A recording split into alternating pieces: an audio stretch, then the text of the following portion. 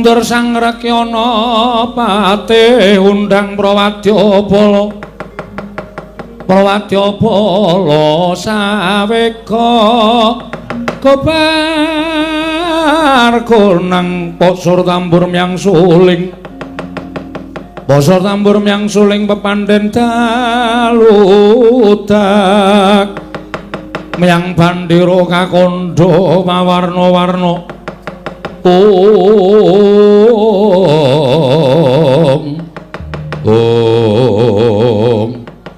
Kakang Durna priye kabare? Anggone si Kakang kepengin boyong. Iya kuwi sinuwun Prabu Ndarawati entuk gawe apa ora? Wah, pripun Mremban pikantuk damel menapa mboten? Anggen sing andika badhe mboyong kok Prabu Ndarawati kepareng ingkang putring Banjar Jungo mundur sasana Cemadong lawula. Kok ketingalipun pasuryanipun suntrut kados mekaten menika wonten menapa? Bawadana putra pun Surtayu Cemadong dawuh, Bawa Mremban putra pun Kartomarma Cemadong dawuh. Kanjeng Rama ingkang putra pun Swatama Cemadong dawuh. Dicune wonten dawuh Kakang. Nyatane jebul angel dikrama apus. Nalendra Indrawati tu nalendra ingkang wicaksana. Nggih, Kakang Durna. Nadyan kula wis gawe-gawe karti sampeka. Yen ta rawuh anak Prabu Ndarawati dikersakake dening Sinuwun Prabu Duryudana parandene. Nadyan kathah paweka ingkang dipun ngendikaaken lerekipun namung badhe boten purun dipun boyong wonten negaring Astina. Terus ngantos dados paduton antawisipun ingkang ngraka ing Sukalima kula kalih Sinuwun Prabu Ndarawati. Wekasan kula mlajar saking Datul ya ing wigatos. Namung samangke menawi ngantos kula lan panjenengan boten saged boyong dhateng anak Prabu Ndarawati wonten negaring Astina. Tan kula badhe nampi dukanipun anak Prabu Ngastina menika leres. Lajeng kersanipun Kakang Durna sak menika kados pundi? Dipun rudha paripeksa. Rudha paripeksa. Kurawa dipun ketapaken. Nek pancen Ratu Ndarawati ora gelem rawuh ana negara Ngastina, pripun carane? Rawe-rawe rantas malang-malang diputung. Durun. Krungu dhewe to Le. Kurawa tekan negara Ngamarta ora ming kepenak-enak kapienak lungguhan sila tumpang kendangan dengkul. Nanging Kakang Penemban Durna wis paring dawuh yen to kowe kan ngrudha paripeksa rawuh anak Prabu Ndarawati marang negara ing Ngastina. Nek ngoten iki bakal dados peperangan. Wis cetha yen to bakal dadi peperangan, mula mangkata. Nggih. Mboten kedang klungsu-klungsu menawi nderek udu. Nuwun pamunten lho Mani, mboten nuwun sewu, mboten perkara wedi kula mboten. Anggen kula bidhal wonten negari Ngamarta utawi kula meksa dhateng Koko Prabu Ndarawati ya sak titahe mawon. Nek kira-kira iso ya diboyong, nek mboten ya aja meksa, mengko ndak malah wonten tibaning korban malah mboten prayoga dadosanipun. Iya, Der nggih. Yen to wis pancen kaya mengkono tumuli mangkata. Nok-non wis taken dawuh. Surtayu Kartomarma Swatama aja wegah. Sapa wae sing ketok ngayomi marang Nata Ndarawati singkirna. Sinuwun Prabu Ndarawati kudu rawuh ana negara Astina. Nggih, ngestaken dawuh. Nggih, ngestaken dawuh paman. Nggih, ngestaken dawuh paman. Mangkata dina iki. Swatama mangkata. Kartomarma Surtayu Dursatana kabeh wae Parasata Kurawa ora wiji mbaka siji. Durgempa Dursena kabeh wae klumpukna. Nek perlu aja maju mbaka siji, ning maju amana dikroyok negara Ngamarta. Yen maju mbaka siji kowe tak bisa menang lawan anak-anak Pandhawa sing bakal ngayomi marang Nata Ndarawati. Nanging yen maju bareng sepira kekuataning putra-putra Pandhawa. Nggih, ngestaken dawuh. Estana dawuh Kakang Penemban Durna. Nggih, nyuwun pangestu. Sing ati-ati aja kaya bocah cilik Dursasana.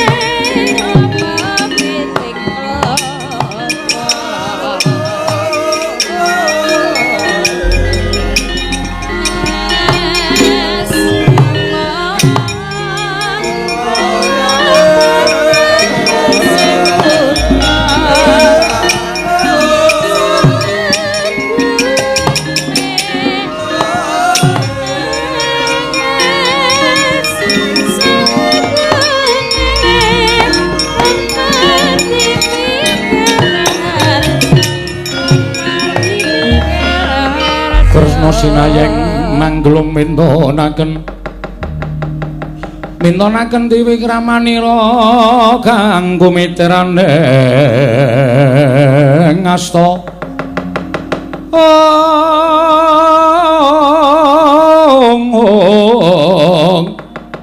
kang mitrane ngasta aneng ngasta Setyaki wonten timbalan Gatotkaca wonten timbalanmu Antarja wonten timbalan Antasena piye Pakde kowe tak klumpukake iki ing wigati aku wis entuk purba wasisaning bapakmu lho iya Setyaki wonten timbalan ora kanyono-nyono negara Ngamarta kerawuhan Begawan Durna lho Durna mriki iya Setyaki wah panjenengan kok mboten paring dawuh menawi paring dawuh Durna dugi mriki marem ati kula kok sik urung ana perkarane kok wis marem ki ngopo kena-kena wae ning nganggo perkara dadi upama mengko kelakon dumadi apa-apa ku mesti eneng perkarane iki kepenak nggone ngrampungi mriki lah iki eneng perkarane perkawisipun aku arep diboyong ning Ngastina lajeng Bapak Prabu kersa ngono mboten ora durnane nesu iki metu njaba sajae tak sawang ngritake para wadyabala Kurawa Setyaki wonten dawuh ngundurke Kurawa sendika ngestakaken dawuh nyuwun diparilah piye menawi Kurawa sampun mundur durnanipun ketingal parang dipun ajar piye Werkudara entuk aku sing entuke wis wah caedan sing ditakoni aku kowe sing wangsulan lho aku rak manajermu to Pak entuk mak cilik entuk Setyaki wonten dawuh Mas kena jen pancen Durna bapakku luput sakarmu nanging aja banget nggonmu ngajar pendha-pendha aku weruh kowe ngajar Durna lek mung ngajar sak kepenakmu dhewe ora nganggo rasa kamanungsan asih jeneng wong ngajar nganggo rasa kamanungsan ki carane piye aku tak takon wis nek ngantem wong terus hi kowe ngono ki ayo ora lara kok ya ben ngono kuwi kok ora entuk boto keproke boto entuk gendeng keproke gendeng nek cara aku sah wow medan anake wong gemblung malah males ora Werkudara karo Antasena ki nek gojek kok mesti kaya ngono kok mangkat kok lho nggih ngestaken dawuh Gatotkaca Antarja awat-awatana makmu cilik lho nggih ngestaken dawuh Paduka Prabu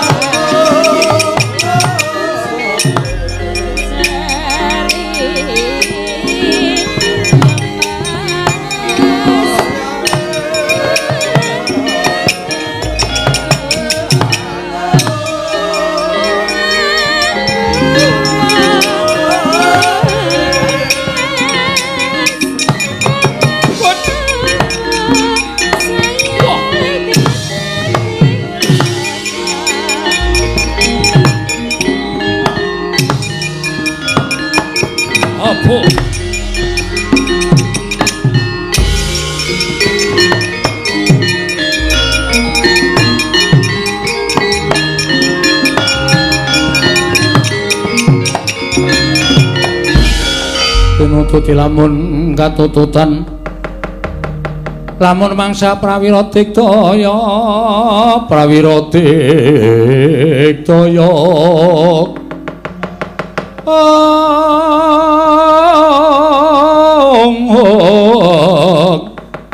ora nanggono magawe gelari rawang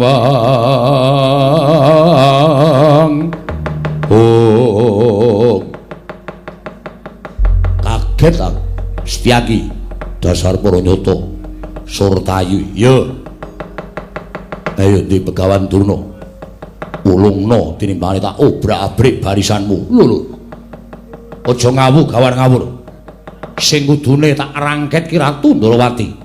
Mung diboyong marang negara Ngastina wae kok ora kersa. Kok le bedak-bedake temen antaraning Ngamarta lan Ngastina.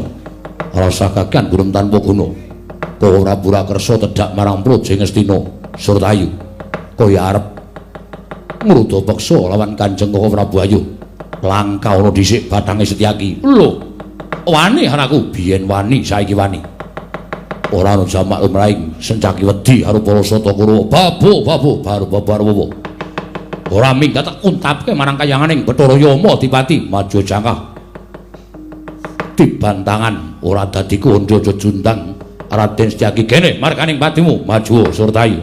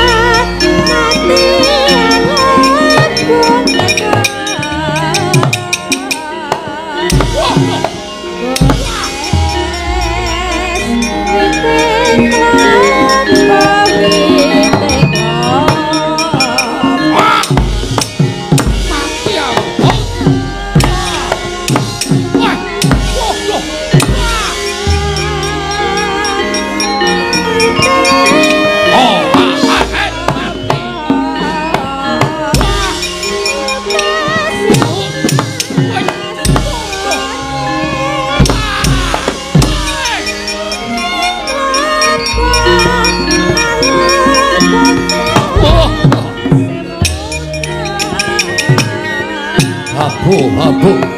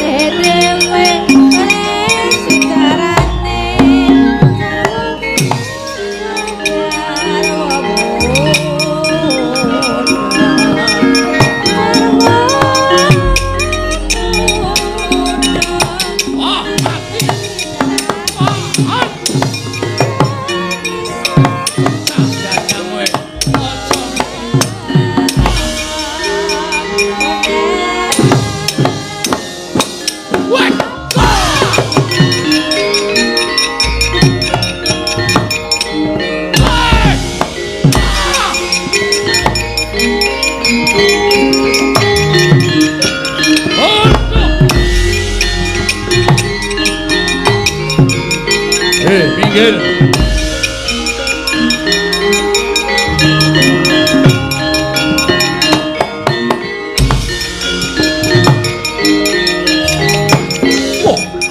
Gatotkaca Siwa Kartomarma monggo Wulandari mundur ora bakal mundur lah ingaten kula kedah wantun kaliyan panjenengan kokan bebangal mati ha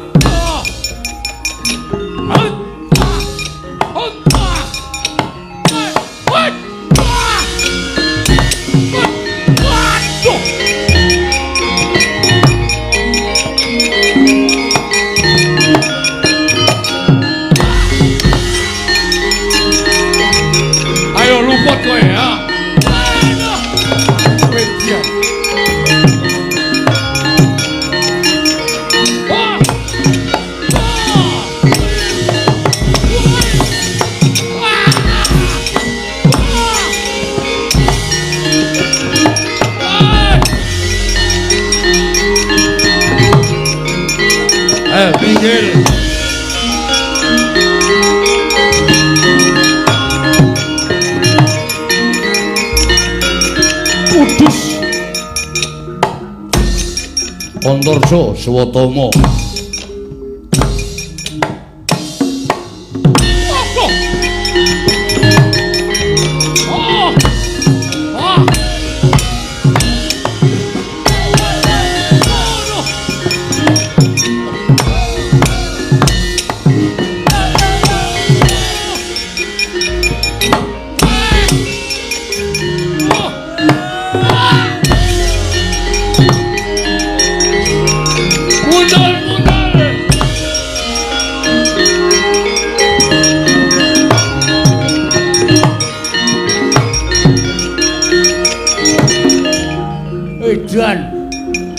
aku kok entuk iki ya anane iki ayo Pakde Durmagati Antacena ya kaya apa aku sing tekaning pati jelas aku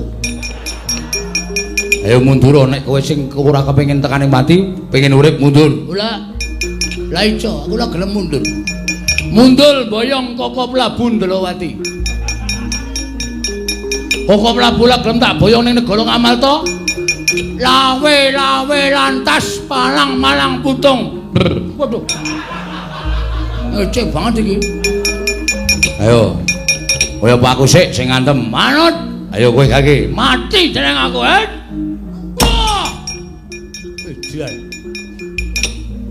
mati kowe pecah diadiamu semplok kowe modal edan kowe ana apa ta kowe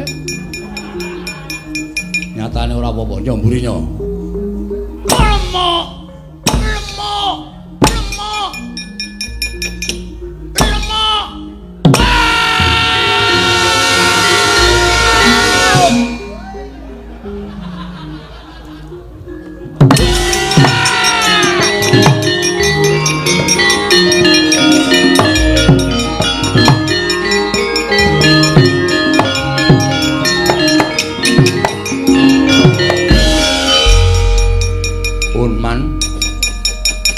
wangsul lho Bali piye Kurawa niku akeh kaya ngapa nek mungsuh anak-anak Pandhawa mungsuh wong-wong Pandhawa mboten ajeng menang ketemu sapa kowe nggih Pinanggi Setyaki sajaipun nesuwe banget mripate abang mendem kok mboten man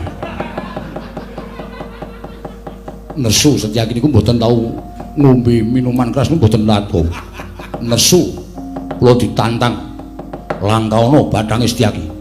Kowe ketemu karo Kanjeng Koko Prabu, pecah jamu bangga utayone diadi man. Aku ya weruh kok. Nggih. Kowe ketok mulih mutrampil ning pisanan.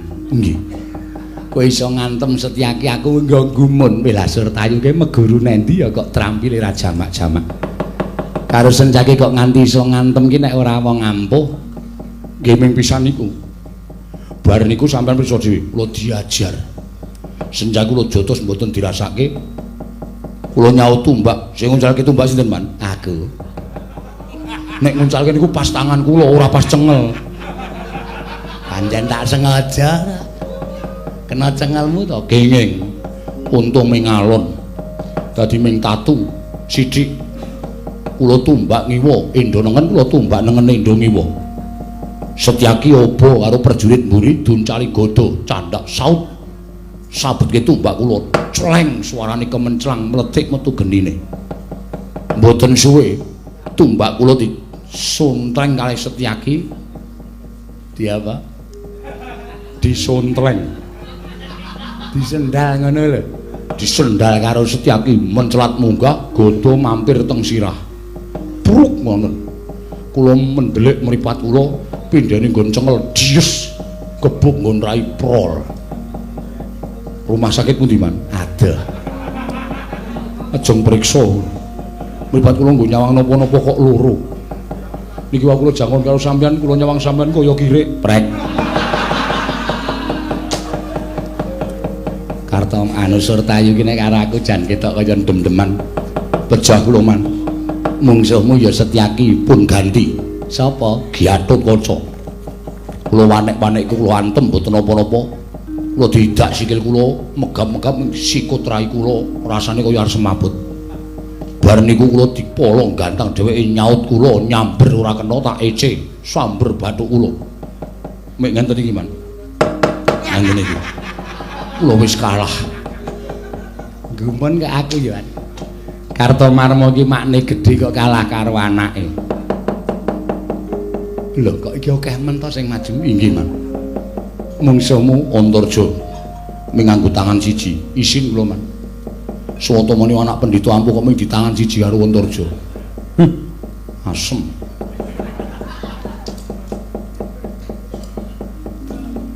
Sencaki dudu. Ketemu Gatotkaca, salah. Antarja luput. Ayo bedhen coba man. Ora ngerti Antaséna. Kula ketemu Antaséna niku wis ati kula wis telatapan. Mesti modal kula. Ning kula wanek-wanek kula antem diel-diel ra apa-apa. Dhek balik kula antem gencengel diel-diel gak apa-apa. Dugang cangkem kula man. Cangkemmu engko diel wonten kula telatapan nganti bengok slobat. Wah!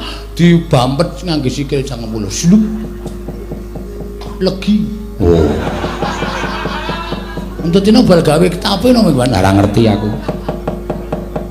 Ngletak candha awak kula cek buanting teng lemah. Duel kontal nganti tekan gen kempul. Oh. Nika. Kalah. Mundul. Ah iya. Antaséna bayi wingi sore kowe makne gedhe nek cara aku isin. Kula kok biasa, Man. Icin apa nggo icin nyatane kalah kok icin. Ala ya mundul mangane modal. Mbok ya wis niku mau Kakang Mas Dursasana wis paling dawuh to sak titahe ulajan dadak ngongso-ngongso nek la iso ya wis. Klungsuk-klungsuk nek melu udu. Kula pun maju pun udu. Musuh Antaséna ya padha. Ora sembarangan lho musuh Antaséna niku. Ora saben wong wani man. Lah sampeyan sing tuweke lawani kok. Muni wani ngono tak undangke wonge. Muni yo. Aku ora perang kok. Ora perang mung isane mung ngakon. Mung dawuh paitan cangkem wae iso. Wedhus tenan.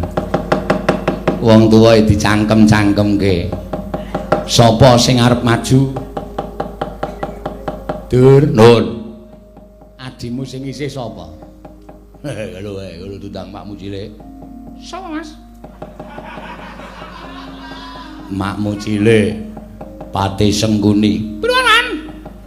Maju ora le? Mungsuhe. Sencaki ana. Gatotkaca ana, Antarja ana, Antaséna ya ana. Arep milih sapa? Waduh. Abot kabeh man. Terus pun sekecake kula dateng niki mawon. Ora maju. Nek kula maju sing kiper sapa? Ora usah maju Cit, wis aku malah mangkel aku krungu suaramu Cit. Lha mulane niku pun ora rasa maju. Dur, Nun. Ayo maju le. Kowe sing gedhe dhewe kok. Wah, nggih. ning sak madya mawon lho nek kalah ya mundur ora usah dipeksa gawe lega Kakang Penemban Durna nggih.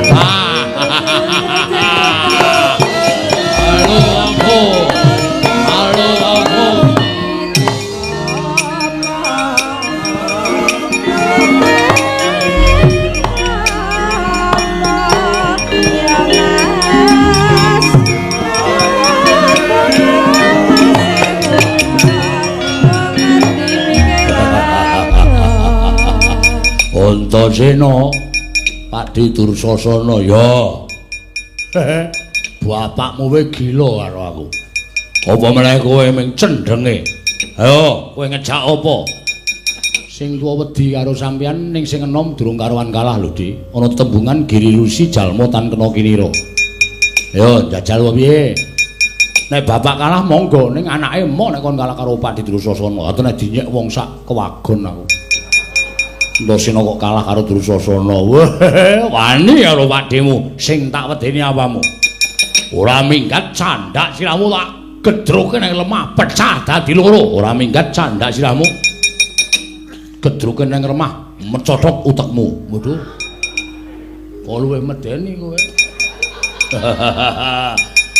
Ayo wong Sumbar iki pokoke ngedonke mungsuh. Yo sing dadi nyatane. Oke, ayo jajal-jajalan yo.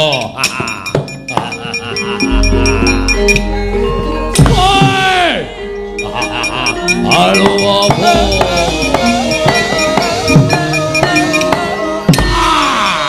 Halo apa?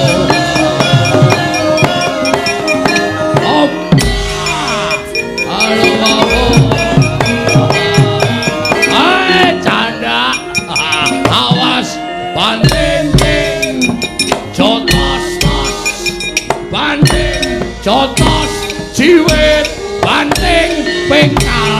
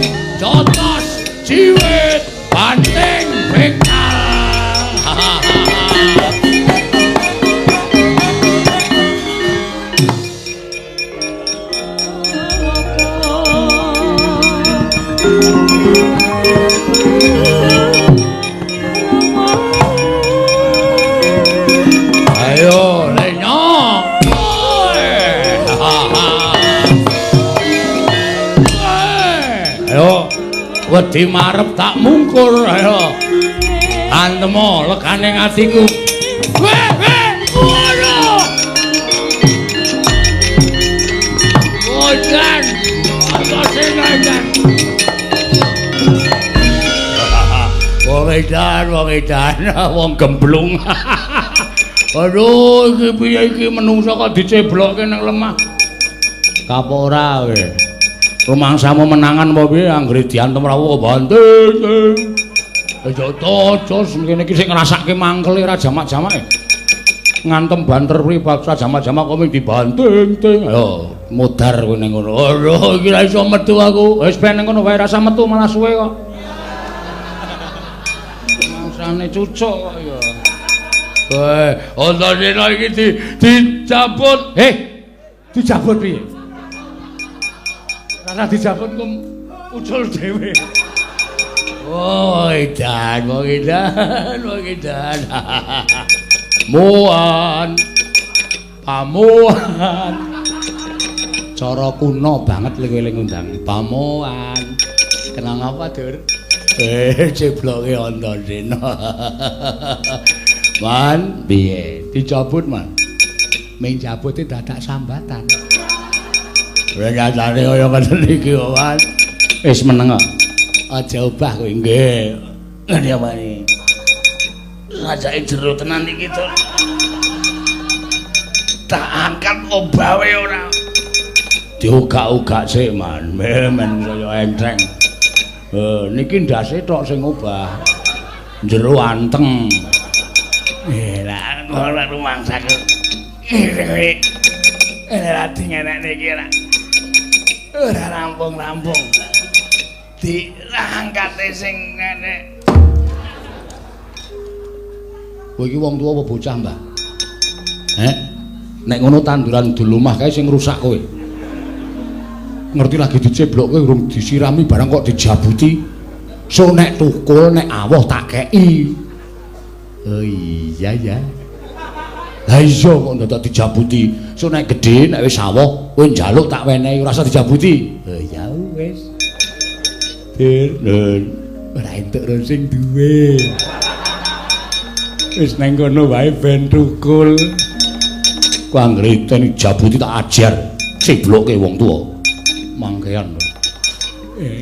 Piye le? Aduh dilonggo wae. Mutar kula wani nang tengah dalan ki mongko nggih. Waduh. Saka wetan kok ana gerobak. Man, oh sikik to tak stope. Rasa kuwatir. Ngono iki kok bingung lho. Wah, ketlides silah kula, Wan. Kakang Durna. Pripun, Dik? Mang mriki. Lho, Drasasana kaya napa? Niki dicebloke Antasena, Ngerkasa. Awi dadi usung bareng-bareng. Wah, wis ora pati ndukak mana. Enggak. Oh, wis. Ngati-ati, Pak. Sing kudu sing kuat. Pokoke kudu nyawiji kekuatan nggih. Nek mboten nyawi.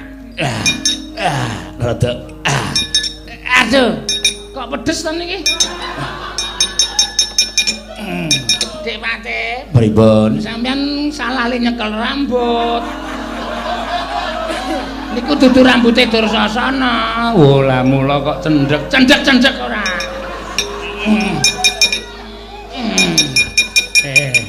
Oh, suwun, Man. Suwun Bapak pun mundur. Kalah pun mboten sapripun-pripun. Aduh, pripun iki Kakang Tuna? Oh, nek nganti gakar-wigar, kula sing didukani, kula tak adu arep karo Antasena.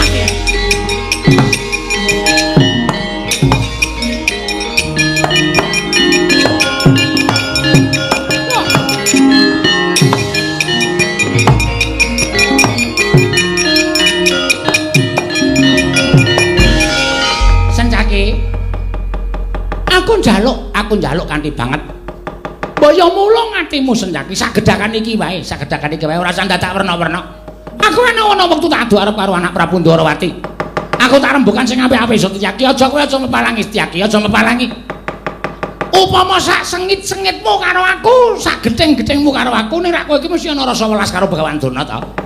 Mergo ujaring para pinter sak ala-alane manungsa iki sing ana apike, sak api-api manungsa iki mesti katabetan rasa ala. Kuwi mesti eneng. Mula nadyan kowe sengit karo aku, ning medine kowe ana rasa welas karo aku Setyaki. Aku tak ketemu karo Rata Ndarawati.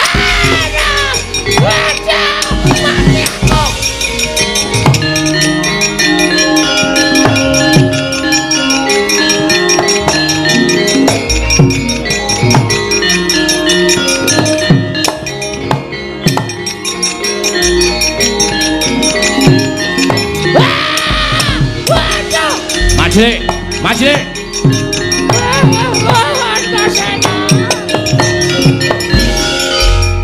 Majile, wonten dawuh nggih.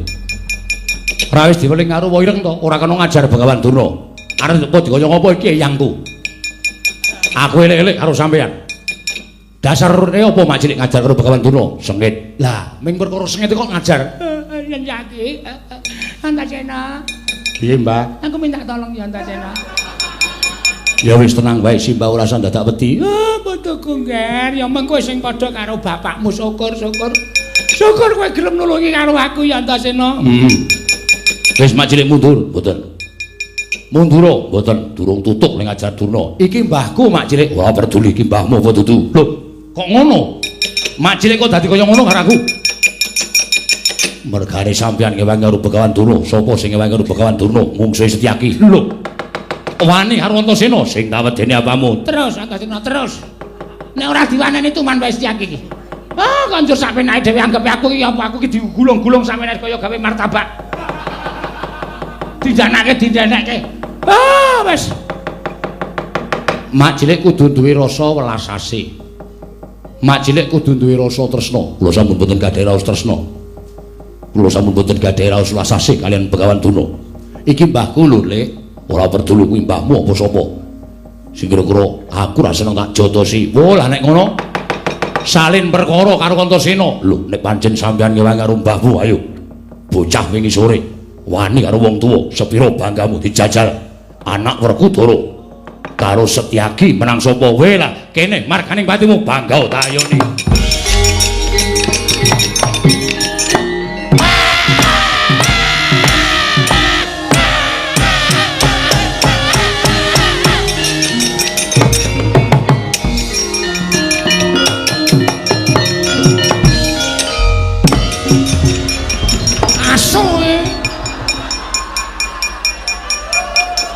Rekake arep purun. Sengkune pancen celeng tenan. Ngerti kene diajar sampean ae dhewe konjur dikarat sampean. Dhewe mate dunduri mawon dhewe mate.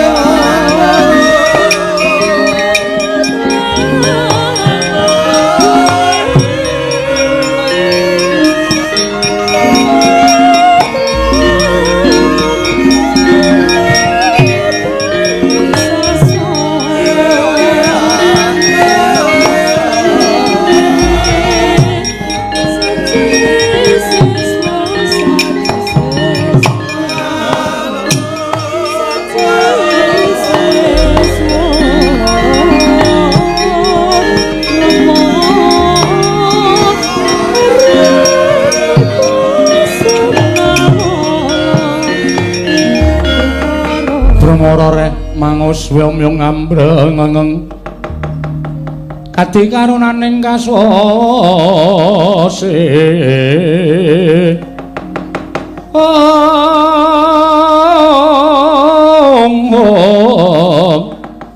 yaning marga memalat kundu sang gondo astrat mojo Setyaki wonten timbalan. Aku ngaturake panupun mriki kok ora Budawa sami-sami. Dene Begawan Durna karo Kurawa wis mundur saka negara Ngamarta. Mriki kasinggihan mekaten. Aku njaluk karo kowe sawetara wektu kowe lerema ning Ngamarta ya Setyaki. Kula Prabu badhe tindak dhateng pundi? Nyagui kelawan dawuh pangendikaning Kyai Prabu Darmakusuma, aku ki nan ngupaya menyang endi? Waragil Pandhawa ya kuwi adhiku Si Sedewa. Mriki. Lajeng mundur paduka mbinjang ngrapa. Yen wis bisa gandeng kundure adhiku Waragil, mestipun Kakang bakal bali marang Raja Ngamarta. Mriki ngestaken dawuh. Sembah kula ngendharaken jengkar paduka. Kresna. Werkudara piye? Apa aku dikebarengake melu? Yayi, si Adi lenggah kepenak wae marang Praja Ngamarta iki dadi kewajibaning pun Kakang. Yo. Pandongamu wae aku bisa ketemu karo adimu Ragil. Tumuni iso tak kanthi kondur marang Praja Ngamarta. Mung tansah memuji kersaning Gusti, muga-muga apa penjangkaning Kresna kakangku bisa kelakon. Pun Kakang budal. Yo, Kresna kakangku.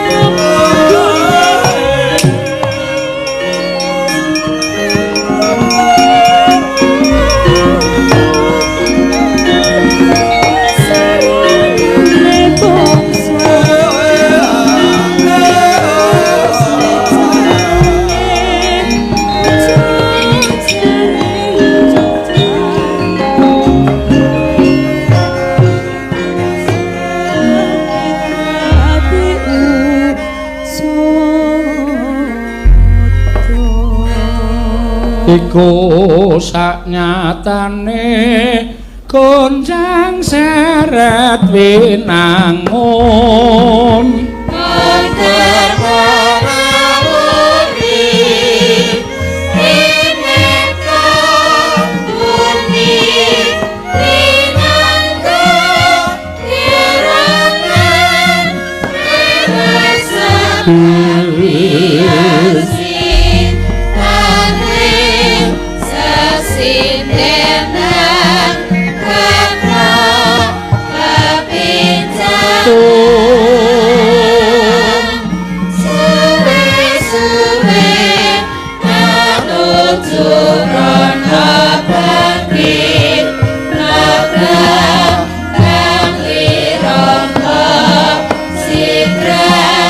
Soy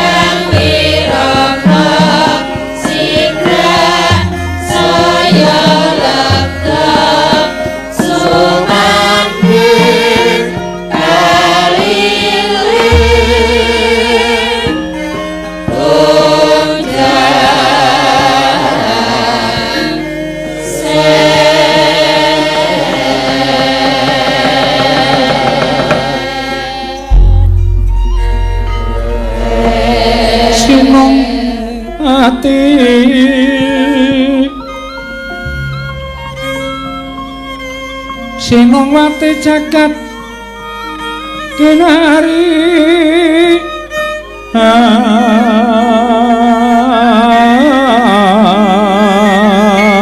among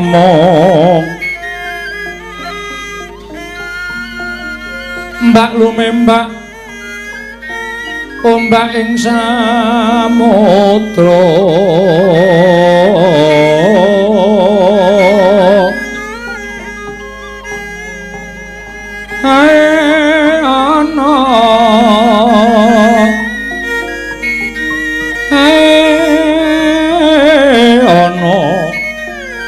bale lumut ambrekanggeng awita dedenceng dencengan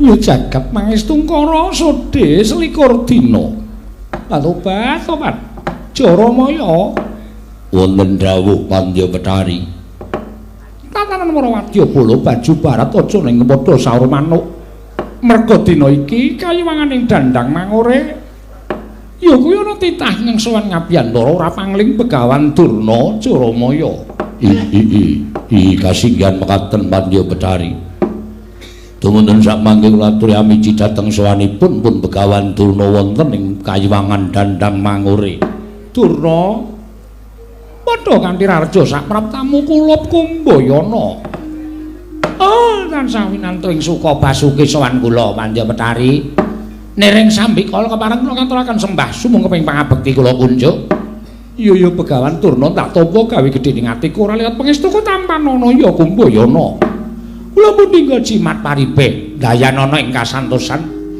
mugi amawahana kabagyan ing gesang kula Pandya Betari Begawan Durna eneng apa dene sira sowan mongko tanpa tinimbalan kita ana wong wigati mara gage matur ingkang terwaca yastunipun namung badhe munjuk atur ngersa Pandya Betari lerekipun atur kula menika kala wau sejatosipun namung kepengin sanget nyuwun senjata pitulung dhateng Paduka Pandya Betari sebatos samangke ami tulungi dhateng jasad kula Pandya Betari lire piye dene sira matur ingkang kaya mangkono oh nggih amargi dinten sakmangke kula nampi sasmitaning Jawata bila Jawata menika badhe matedhaken kanugrahan inggih menika wisnastan Wahyu Setya Wacana monggo sinten ing kedurungan Wahyu menika kala wau menawi pujangga badhe lantip panggraitanipun titis panerkanipun nanging menawi menika Nalindra saengga sakmangke menapa ing dipun ngendikaken dening Nalindra menika kala wau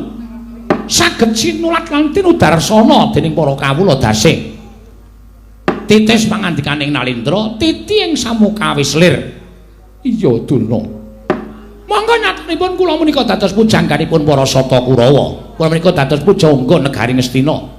Mila adreng anggen kula kepengin kedunungan Wayu Setyawacana Pandya Betari.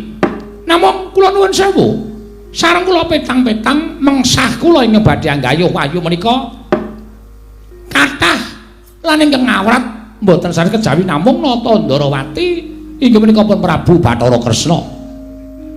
Monggo nalika semanten kula menika badhe ngrimuk dhateng penggalipun Nata Ndarawati pangajab kula apus krama supados badhe kula boyong wonten negari Ngastina nanging jatosipun namung badhe kula krenah pejahipun sabab menawi Nata Ndarawati tasih sugeng wonten ing alam padhang tasih gesang arep tentu kula mboten badhe kasembatan gayuh Wahyu Setyawacana menika kala wau Pandya Betari.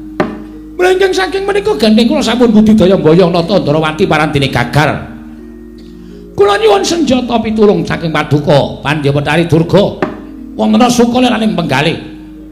Mitulunge dhateng jasad kula kados pundi srananipun pados Paduka saged mboyong Nata Ndarawati wonten ing dandang Mangure. Mangke kula piyambak ingkang damel srana pejahipun Nata Ndarawati menika Pandya Betari.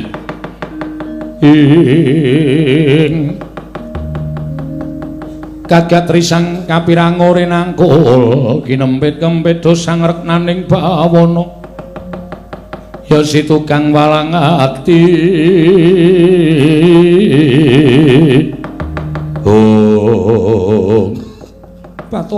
tobat lah kok dadi kaya mengkono kang dadi aturmu mongko Nata Ndarawati ki titi sing Sang Hyang Bathara Wisnu Wisnu kuwi angel dijangka patine Begawan Durna langing angkat adreng rasamu ngono kepengin mateni marang Nata Ndarawati. Ya ta gandeng kowe wis nyuwun senjata pitulung karo Betari Durga. Aku ora bakal wegah. Kanthi srana mbudidaya supaya Kresna iso tak boyong marang dandang Mangure. Nanging mengko yen tekan dandang Mangure aku ora bakal melu-melu bab patine Kresna. Oh, mangke menawi bab pejahipun Nata Ndarawati kula ingkang tanggal jawab. Kula ingkang sagah nanggel dosanipun lan kula ingkang sagah mejahi Nata Ndarawati. Yen pancen kaya mengkono, sak jagat alat pramudita iki ingkang diajeni dening Nata Ndarawati. Lan Nata Ndarawati Kresna ora bakal wani kalawan katange ya kuwi Prabu Baladewa. Mula dina semengko aku tak memba Nata Mandura. Wondene Jaramaya ndak dawuh supaya memba Patih Mandura ya kuwi Pragata. Mengko ngendi ketemu marang Nata Ndarawati? Bakal ndak kanthi prapta ning dandang Mangure. Yen lumrah Nata Ndarawati ora bakal nduwa marang keparange kadang Werda ya kuwi Nalindra ing Mandura Durna. Ah, lole. Koncak mleguduk suwalu gembol sumarante semalole hawala. Menawi setra mekaten, Pandya Betari dinten samangke monggo kula trisalen wujud kados Nata Ndarawati. Panginten kula Nata Ndarawati mboten badhe saged nduwa dhateng paringipun ing Raka Nata Mandura. Maragage sawangen Begawan Durna aku tak salen wujud Nata Mandura Durna.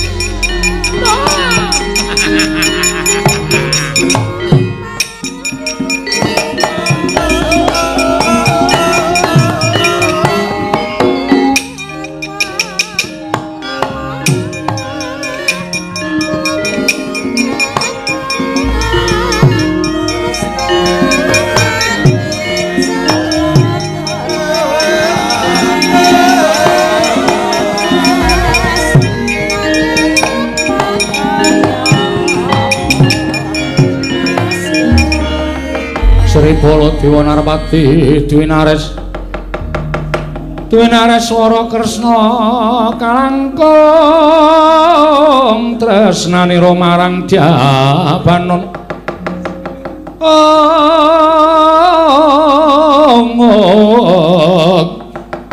marang Dyabanon Jinawi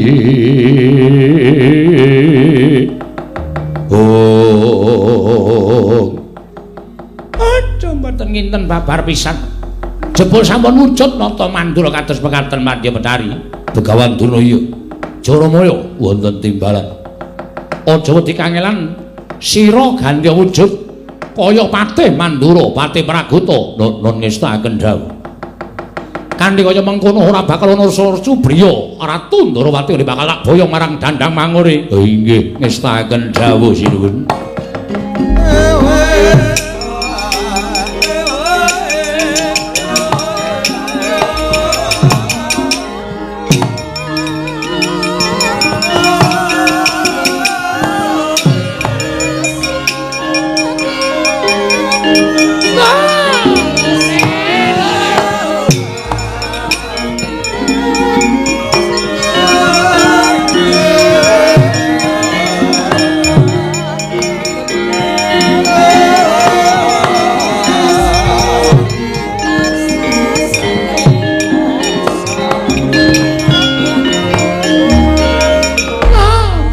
Kutuk suwalu gembol sumorante. Marem raos sing manah kula. Kanthi wujud kados mekaten menika Paduka Pandya Betari boten badhe saged duwe nama Ndarawati boten tentu saged andha dhateng keparengipun Paduka Pandya Betari ingkang sampun wujud nata Mandura Praguta. Wonten dawuh sinuwun. Bantu kelawan Begawan Durna mboyong kelawan kadangku Taruna ing Ndarawati. Yai Prabu Kresna ngestaken dawuh. Durna, kula wonten maring dawuh. Tunggu sawetara ning Dandang Mangure. Tak golekane adhiku Ratu Ndarawati. Sawise ketemu bakal takon manjing Gendhoga. Kanthi cara mengkono ora bakal bisa Yai Prabu Kresna uwal saka jroning Gendhoga. Mengko Gendhoga dibuka yen wis prapu ning Dandang Mangure mung kari mateni Ratu Ndarawati angel mijet wae nganti suwe banyu sinaring.